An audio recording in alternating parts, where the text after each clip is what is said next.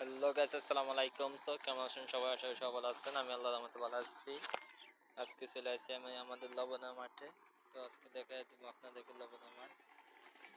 তো দেখতে থাকেন আমরা কিভাবে লবণা মাঠ খাই। যারা জানেন না লবণা মাঠ লবণ কিভাবে বানানো হয়, যারা জানেন না তারা দেখে যান, পুরো ভিডিওটা দেখেন আমরা কিভাবে লবণ মাঠ বানাই। এটা হচ্ছে আমাদের লবণের মাঠ।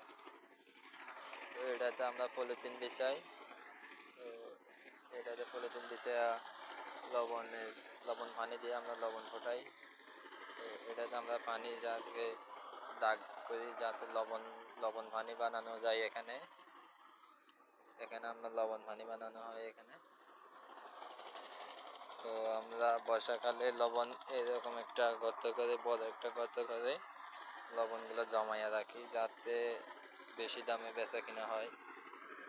তো দেখতেই পাচ্ছেন আমরা কীভাবে লবণ মাঠ করি। এগুলো হচ্ছে লবণ পানি, দেখতে পাচ্ছেন। এখানে আমাদের লবণের মাঠগুলো অনেকে হয়তো জানেন কিভাবে লবণ ফোটানো হয়, আবার অনেকে জানেন না। তাদের জন্য এই ভিডিওটা দেখেন। আর 2-1 দিন পরে কিন্তু আমাদের লবণের মাঠে পলিথিন বিছানো হবে। পলিথিন বিছাইলে লবণ উঠানো হবে। তো দোয়া করবেন যাতে দ্রুত পলিথিন বিছাই আমরা লবণ তুলতে পারি।